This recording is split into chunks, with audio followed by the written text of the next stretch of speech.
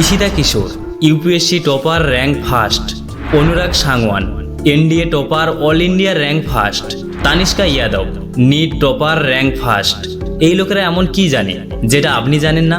কিছু রহস্য আছে যা আপনি জানেনই না, কিন্তু টপাররা জানে। লোকেরা তো বলে দেয় বেশি নাম্বার পেতে এত পড়াশোনা করো, অত পড়াশোনা করো, 10 ঘন্টা পড়ো, এইভাবে পড়ো, ওইভাবে পড়ো, কিন্তু কেউ সঠিক সূত্র বা এটা বলতে পারো টপারদের গোপন কথা কেউ বলে না। কিন্তু আপনি টেনশন নেবেন না, আপনার ভাই রয়েছে না।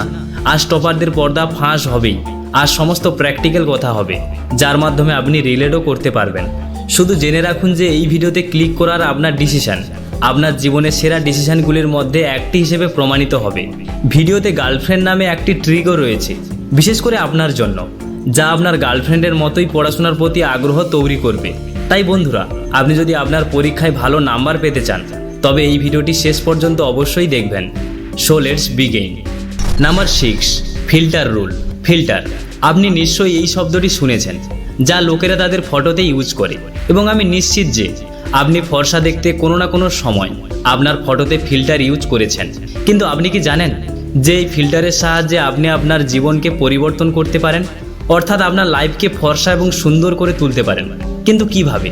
আপনার বইয়ে ফিল্টার লাগান, অর্থাৎ ফিল্টার করে সব কিছু না পড়ে জেনে নিন কোন অধ্যায়, কোন চ্যাপ্টার ইম্পর্ট্যান্ট, কোন অধ্যায়টি গুরুত্বের, কোনটি পড়া উচিত, কোনটি পড়া উচিত নয়, বা কোনটি কম পড়া উচিত।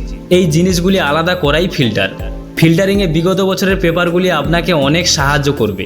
তাই আগের বছরের পেপারগুলি বের করুন এবং আপনার ভ্যালু অ্যাড করুন।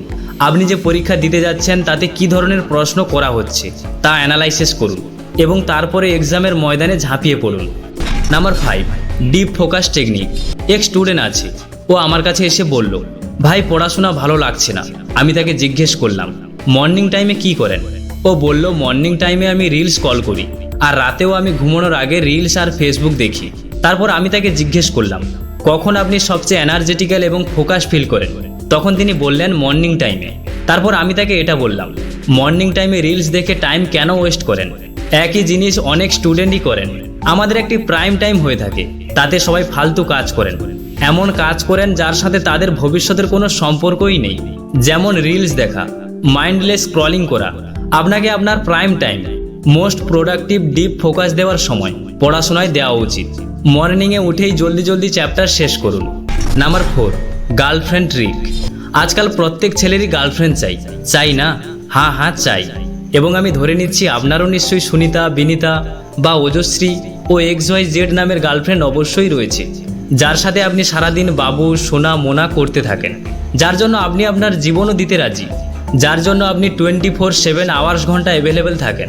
যাই হোক, আপনি কতটা ভালোবাসেন আপনার গার্লফ্রেন্ডকে? অনেক বেশি ভালোবাসেন, রাইট?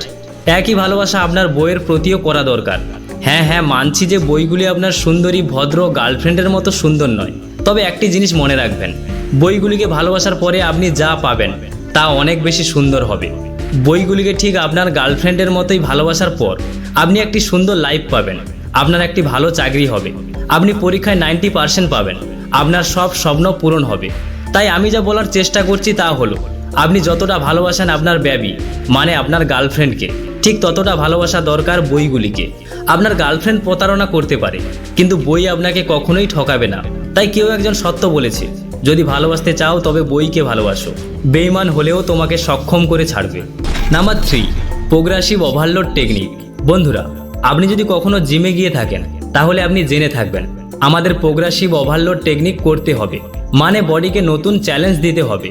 তার মানে আজ যদি আপনি 10 কেজি থেকে 10টি র্যাপস করেন, তাহলে পরের বার আপনার গোল হওয়া উচিত 10 কেজি থেকে 15টি র্যাপস করা। এর মানে ওজন এবং র্যাপিটেশন দুটোই ধীরে ধীরে বাড়াতে হবে, তবেই আমাদের শরীরে নতুন প্যাসি টিস্যু সংশ্লেষ হবে। সেম জিনিস পড়াশোনায় হওয়া উচিত। আপনাকে নিজেকে একটি চ্যালেঞ্জ দিতে হবে, নিজের লিমিটসকে পুশ করতে হবে, তবেই আপনার ব্রেন এটির সাথে অ্যাডপ্ট করতে সক্ষম হবে। যদি আজ আপনি 5টি টপিক পড়েন, তবে পরের দিন 6টি টপিক পড়তে হবে। প্রতিদিন নিজেকে আগের চেয়ে একটি বড় গোলস দিন। Number 2, Domino's rule. ডমিনো নামক গেমটি আপনি ছোটবেলায় নিশ্চয়ই খেলেছেন। হ্যাঁ ওই খেলা, যেখানে আপনি একটি ব্লক ফেলে দিলে সমস্ত ব্লক পড়ে যায়। আপনার একটি ছোট ভুল আপনার সমস্ত পরিশ্রমকে নষ্ট করে দেয়। সেম একই জিনিস আপনার পড়াশোনার ক্ষেত্রেও প্রযোজ্য। যেমন ডমিনোস গেমে একটি ব্লক ফেলে দিলে সমস্ত ব্লক পড়ে যায়, ঠিক একইভাবে পড়াশোনায় কনসিস্টেন্সি প্লাস রিভিশন ফেলে দিলেই সমস্ত কঠোর পরিশ্রম বৃথা যায়। কনসিস্টেন্সি প্লাস রিভিশন আপনার পড়াশোনার মূল।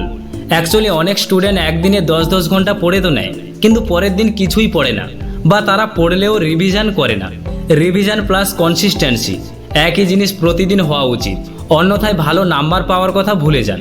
সেজন্য কম পড়ুন, কিন্তু রোজ পড়ুন, একই সাথে রিভিশন করতে থাকুন। Number 1, vision board. পড়াশোনায় মন লাগে না? আরে ভাই, কেন লাগবে মন? আফকোর্স লাগবে না। যেমনই করলা তিক্ত হয় না, কিন্তু স্বাস্থ্যের জন্য খুব ভালো। আমি যদি আপনাকে বলি যে আপনাকে প্রতিদিন একটি করে করলা খেতে হবে, আপনি কি তা খেতে পারবেন? কিন্তু আপনি যদি আপনার গোলসের একটি পরিষ্কার ফটো আপনার সামনে রাখেন যে 6 মাস করলার রস পান করার পরে আমারও এমন হেলদি বডি হবে, তাহলে আপনি করলার রস পান করতে থাকবেন। তাই আমি যা বলার চেষ্টা করছি তা হলো, আপনার যা ড্রিমসই হোক না কেন, সেগুলি এমনই সত্যি হয় না। সেগুলো একটি কাগজে রাখতে হবে। সেই গোলসের পিকচার আপনার বাড়ির দেয়ালে লাগাতে হবে। ধরুন একজন টপার আছে, তার ফটো দেয়ালে লাগিয়ে দিন এবং বলুন যে পরবর্তী টপার আমি হব, এবং প্রতিদিন দেখুন তাকে এবং কানেক্ট করতে থাকুন। আর লেখাপড়া করলে আমি এমন হব, নইলে আমি এমন হব। যখন তুমি বারবার সেই ফটো দেখবে, তখন সেই জিনিসটা তোমার সাবকনসিয়াসে চলে যাবে এবং সেই ফটো রিলেট হবে পড়াশোনায়। আমি যদি কষ্ট করে পড়াশোনা করি তাহলে এমন হবে, না হলে হবে না। একটি ভিশন বোর্ড তৈরি করুন, এটিতে আপনার গোলসগুলি লিখুন এবং একপাশে যে কোনো টপারের বা আপনার যে গোলস রয়েছে তার বা আপনার ফিউচার সেলফের ফটো লাগিয়ে রাখুন। তো বন্ধুরা, আজকের ভিডিওতে এতটুকুই। ভিডিও থেকে আপনি যদি কিছু শিখে থাকেন তাহলে একটি লাইক এবং বন্ধুদের সাথে শেয়ার করতে ভুলবেন না। সম্পূর্ণ ভিডিও দেখার জন্য অসংখ্য ধন্যবাদ।